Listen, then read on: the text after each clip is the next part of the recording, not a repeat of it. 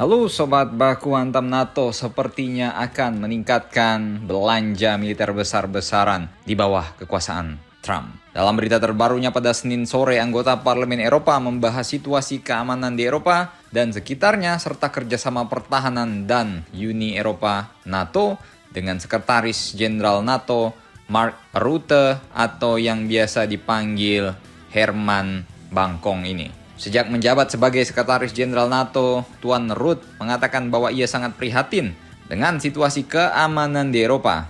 Kita tidak sedang berperang, tetapi kita juga tidak sedang berdamai katanya. Sambil menyebutkan adanya tantangan dari negara-negara rival seperti Rusia, Tiongkok, Iran, dan juga Korea Utara. Pertahanan Eropa yang lebih kuat berarti membelanjakan lebih banyak, membelanjakan lebih baik, dan memproduksi lebih banyak menurut Bapak Sekjen NATO ini. Bukan untuk memprovokasi perang, tetapi untuk mencegahnya. Target anggaran pertahanan NATO yaitu sebesar 2% saat ini tidaklah cukup untuk tetap aman. Sekutu NATO harus mengeluarkan lebih banyak.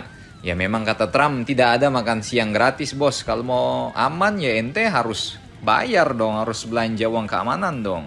Maka ini juga termasuk meningkatkan produksi aset dan kemampuan penting NATO. Ini artinya tampaknya dalam beberapa tahun ke depan NATO juga akan membush atau meningkatkan produksi senjata serta belanja militer mereka. Apalagi kalau paman gober Trump yang naik, ya paman gober Trump kan sering teriak-teriak, kalian harus belanja sampai 5% dari PDB, malah 5% loh. Polandia yang udah ngos-ngosan jor-joran aja baru 4% bos.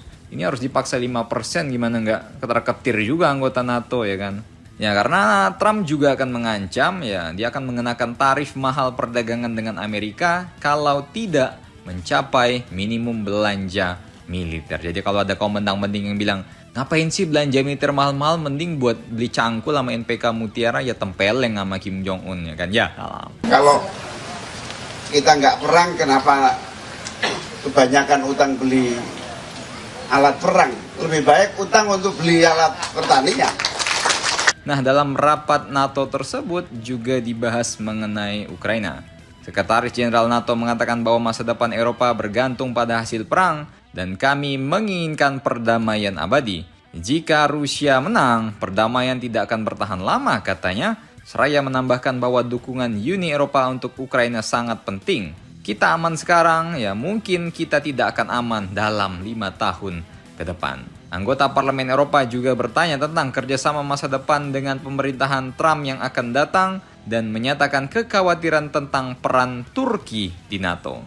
Anggota Parlemen Eropa menunjukkan bahwa adanya perbedaan pendapat antara sekutu NATO mengenai isu pertahanan, tetapi tetap bersatu diperlukan untuk mengamankan perdamaian berkelanjutan di Ukraina.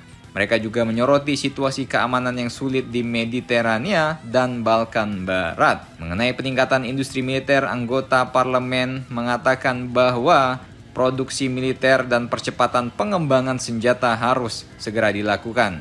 Ya memang di saat Rusia bisa ngembangin Oreshnik, rudal baru berkecepatan hypersonic, ya NATO setidaknya harus mampu mengembangkan pesawat tempur baru ataupun sistem pertahanan udara kolektif yang lebih canggih. Jangan dikit-dikit ngandalin Amerika, ya Amerika aja kebakaran bos ya kan. Jadi bagaimana menurut kalian? Silahkan komentar dan baku hantam kalian di bawah.